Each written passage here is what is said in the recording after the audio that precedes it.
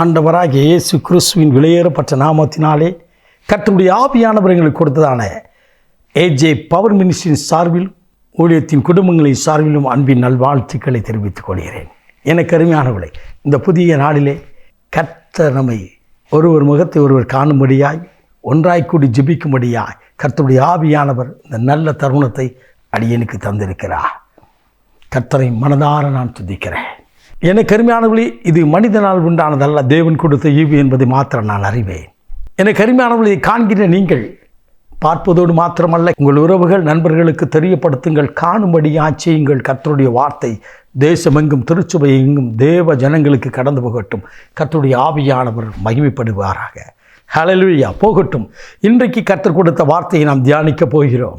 எனக்கு அருமையானவர்களே, ஏசியா தீர்க்கதரிசன புத்தகம் 54 அதிகாரம் 15வது இறை வார்த்தை, உன் பட்சத்தில் வருவார்கள். எவர்கள் உனக்கு விரோதமாய் எழும்பினார்களோ, எவர்கள் உனக்கு விரோதமாய் எழும்பி நிற்கிறார்கள், அவர்கள் உன் அண்டையிலே, உன் பட்சத்திலே, உனக்கு அருகிலே வருவார்கள். ஆண்டவர் சொல்கிறார், உனக்கு விரோதமாய் கூடுகிற கூட்டம் அது என்னால் உண்டானது அல்ல மகனே, மகளே, அது என்னால் உண்டானது அல்ல. நான் உன் பட்சத்தில் இருக்கிறேன். உனக்கு விரோதமாய் நிற்பவன் யார்?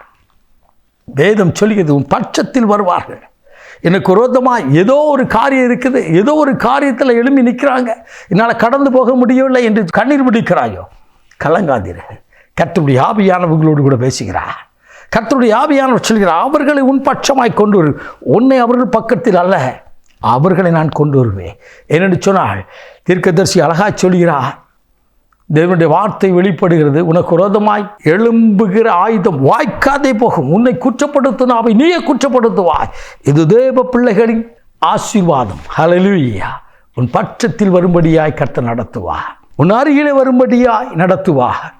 எனக்கு அருமையானபடி யோசேப்புக்கு விரோதமாய் ஒரு சகோதரர்கள் எழும்பினார்கள். ஒன்றுபட்டு ஒருமனப்பட்ட இருதயத்தோடு எழும்பினார்கள், ஒன்றாய் கூடினார்கள். நடந்தது என்ன?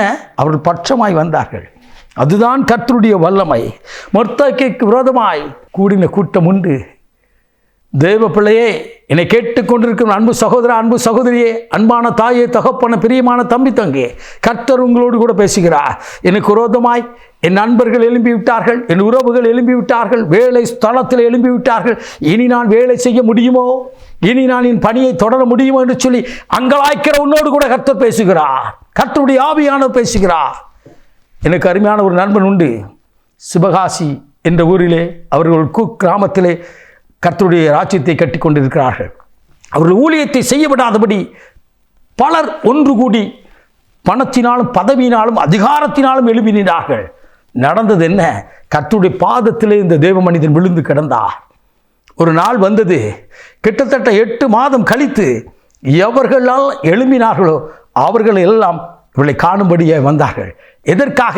ஒரு குறிப்பிட்ட காரியத்திற்காக ஜெபிக்கும்படியாக வந்தார்கள். கர்த்தர் ஜெயம் கொடுத்தார்.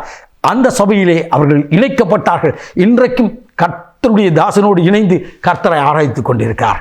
ஹல்லேலூயா. நான் பிரசங்கிக்கிற ஆண்டவராகிய இயேசு உயிரோடு கூட இருக்கிறார். இன்றைக்கு ஆண்டவர் அப்படிப்பட்ட காரியங்களை செய்ய போகிறார்.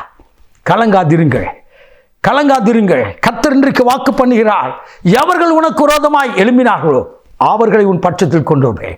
நீ மாத்திரம் என் பட்சத்தில் வந்து ஜெபிக்கணும், நீ மாத்திரம் என்ன ஆராதிக்கணும், நீ மாத்திரம் என்னுடைய வேதத்தை வாசிக்கணும், என்னுடைய வேதத்தை தியானிக்கணும், என்னுடைய நாமத்தை உலகெங்கிலும் போய் சொல்ல வேண்டும் என்று சொல்லி கர்த்தர் விரும்புகிறார்.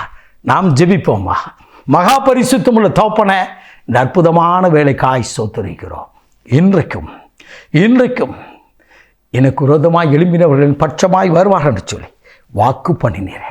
ஆண்டவரே, நீரே கொண்டு வருவீராக. தகப்பனே, அவர்கள் சாதகமான சூழ்நிலையை அமைத்து கொடுப்பீராக. இன்றைக்கு இந்த அற்புதத்தை காண்பார்களாக. யோசேப்புக்கு விரோதமாய் எழும்பின சகோதரர்கள் அவனை தேடி அவன் பட்சமாய் வந்தது போல, தகப்பனை இதை கேட்கிற காண்கின்ற ஒவ்வொருடைய வாழ்க்கையிலும் நடக்கும்படியா நான் ஜெபிக்கிறேன். அற்புதம் செய்து மகிழ பண்ணும் இயேசு இரட்சகரின் விலையேறப்பட்ட நாமத்தில் ஜெபிக்கிறோம், ஜீவனுள்ள நல்ல பிதாவே. ஆமேன், ஆமேன். God bless you.